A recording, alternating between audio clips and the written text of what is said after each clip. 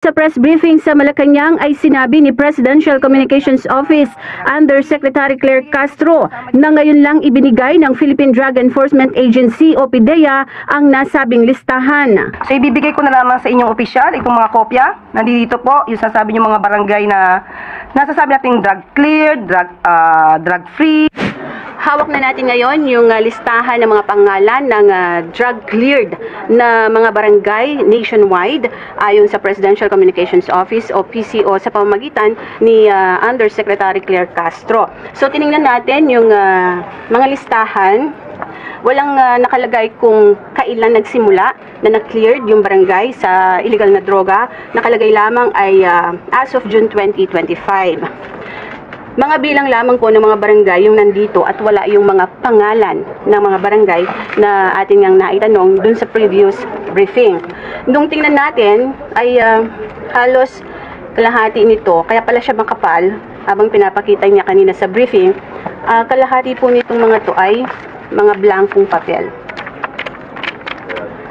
Sa July 3, 2025 press briefing ay ipinagmalaki ni Castro na nasa 4,027 barangays na ang cleared sa illegal na droga. Mula July 1, 2022 hanggang May 31, 2025, umabot na sa 4,027 barangays ang naideklarang cleared sa illegal drugs. Ito ay sa ilalim ng Barangay Drug Clearing Program. Pero taliwas ito sa bilang ng mga barangay na nakalagay sa ibinigay na kopya ni Castro mula sa PDEA. Sa datos ng PDEA as of June 2025, nasa 25,061 barangays ang drug cleared sa buong bansa. Bukod pa ito sa mga barangay na idiniklarang drug-free ng PDEA. Napakarami po at hindi ko po ito mababasa sa inyo. Mauubos po ang araw natin kung mabasahin ko sa inyo bawat isa. Ang tanong, saan kinuha ng PCO ang listahan ng 4,027 barangays na drug cleared? Eden Santos para sa Mata ng Agila.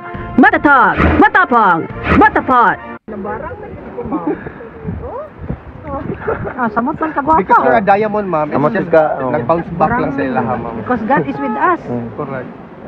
Dili po nalayo ng witchcraft ng namba. Kay butan ako niabot na gid sila sa witchcraft sa ilang hatuan.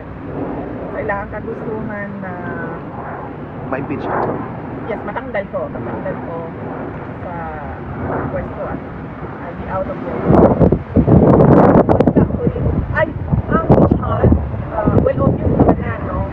Makita ninyo dito. Una-una, makikita ninyo nung budget hearing last year. Na ang tanong nila ay tungkol confidential funds lang. Meron lang silang inutusan na magtanong konti about sa budget proposal ng OVP na wala namang confidential funds, pero lahat ng tanong nakikita nyo, nagbabasa sila ng script at lahat yon confidential funds. Dahil doon nila kinukuha yung information nila ng pang-atake. At ngayon, nalaman natin, doon din pala nila kukunin yung information nila para sa impeachment. At kung maalala ninyo, ang presiding member ng House noon ay si Marcela Kimbo. At sinabi niya talaga, on record na, let's stick to our klaro yun. Ang sunod noon, kung nakita nyo ay yung pagkuha nila sa confidential records, no? Sa Commission on Audit. Ang ginamit nila is order by the House of Representatives.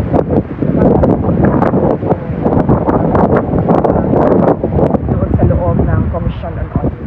At nagbukas pa sila ng hearing na para mabigyan ng semblance ko na legitimacy yung ginawa nila. Mga documents sa Commission on Audit. At nakita ninyo, nung wala na silang maitanong, dahil wala ka namang makikitang pagkakamali sa mga ginawa, ay lumipat na sila doon sa impeachment puno. At nakita ninyo doon sa impeachment puno nila, nakaapat sila na articles of impeachment dahil hindi nila talaga magawang mabuo ng isang complaint na makatotohanan at meron talaga mga credible na evidence. So, hindi na yan sa lingid sa kaalaman ng karamihan sa Ma'am, on a different topic. okay lang. Ano ma'am, my question kasi is that, tinanong ko kay Attorney Kaufman, ano ang reaction niya sa sinabi ni Secretary of Justice Remulla na allegedly na-destroy na daw yung evidence, kaya hindi na sila makapag-file doon sa local court sa Pilipinas and they're ceding the issue or the situation dito sa ICC. Sinabi ni Attorney Kaufman po na in as far as destroying evidence is concerned, wala pong ginawa si PRRD because that is a criminal offense. Ano po yung reaction ninyo, ma'am, sa statement ni Secretary Remulla na wala na daw evidence? A lot of Filipinos are thinking, if there are no evidence in the Philippines, what kind of evidence will be presented before the ICC? Gawa-gawa talaga na ebidensya. At yung ibang ebidensya nila, meron din tayong ebidensya na kinuha yun by force or intimidation or harassment of individuals. So, makikita din natin ito soon, very soon. Will you be attending the SONA, VP? Of course not. No. Nung SONA for me, kasi pag-birth na yung ano natin, Korea natin na yan. Bukod po dito sa The Hague, do you intend to visit other places in Europe on this trip? Wala po. Dito lang kami sa Hague, sa duration ng duty ko.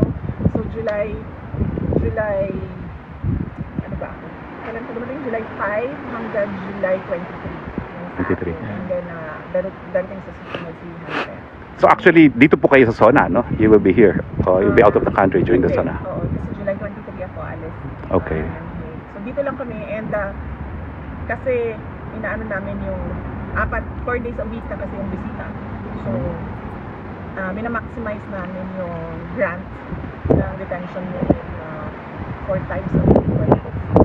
Your reaction po na gobyerno ng Pilipinas ang gagastos para sa 4 na witnesses by way of cooperating with the ICC? Well, nakakalungkot dahil unang-una sabi nila walang ebidensya pero meron sila ngayong witnesses na kaya naman yung palabayaran yung pagbabiyahe, pero nakakalungkot kasi sobrang bagal ng galaw nila para sa ating mga kababayan na naiipit sa katulungan sa Iran at sa Israel. Kaya nakikita natin at nakikita ng taong bayan nasaan ba talaga yung priorities ng administration na ito. Apparently puro politika lang yung maninira na sa politika lang yung kanilang prioridad at hindi yung mga mamamayan. Ma'am, on a different parang susundan ko yung question, ma'am, by the way. Sinabi po ni President Marcos na i-stop na daw po natin yung pamumulitika at it's now time for us to work. Siguro tumingin siya sa salamin, no?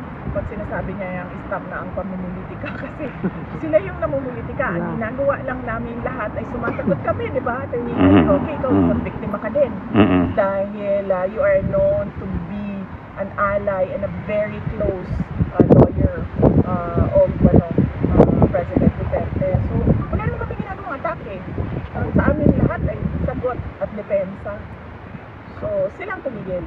At sila yung nasa administrasyon, sila yung tumigil at sila yung tumutok sa kung ano yung dapat na ibigay para sa taong bayan. Yung special affirmative defenses po sa impeachment, no, yung hindi pwede mag-carry over at saka barred na impeachment complaint, how confident are you that the Senate will resolve that first before hearing the individual articles of impeachment?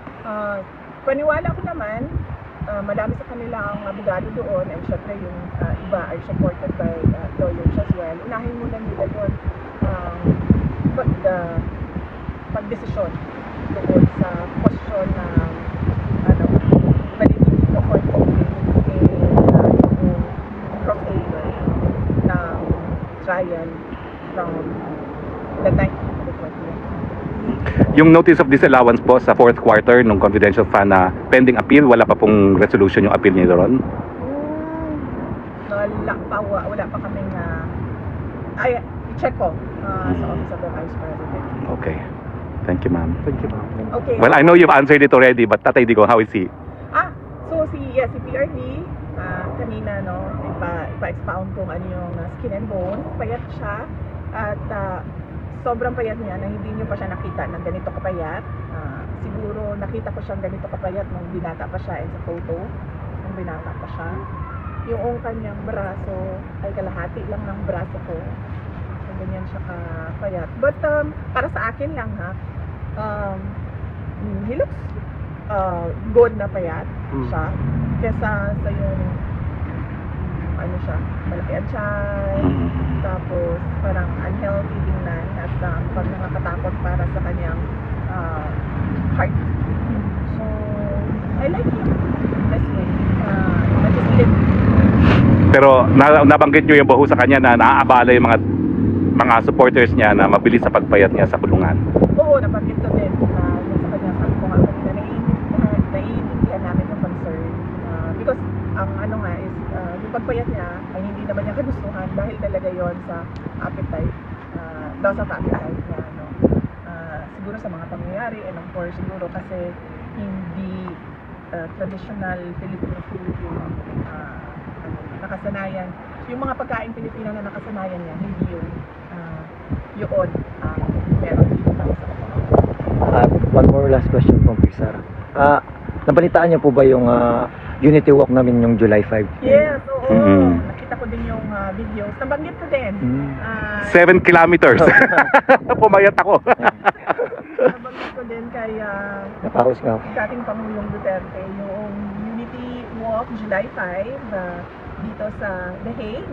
At nabanggit ko din yung Run for Duterte, yung fun run sa Davao City at sa Cebu noong July 6. Nabanggit ko sa kanya. And alam din po niya sa 19. Sa 19, bukas ko, bakit yun na sa kanilang ko kanina. Kasi nag-updating lang ako kung anong mga nangyari. So, mag-update ako kung ano yung mga future na mangyayari. Activities. Okay. Thank you, VP. Thank you, ma'am. Buhay pa kayo. Ma'am, mas maaga ang bisita nyo ngayon, ha? Mas maaga kayo nakalabas. Tomorrow 2. Okay. So matatapos siya ng mga 3, Pag Monday, 3:30. ano siya, 1 to 3. 1:30 to 3. Okay.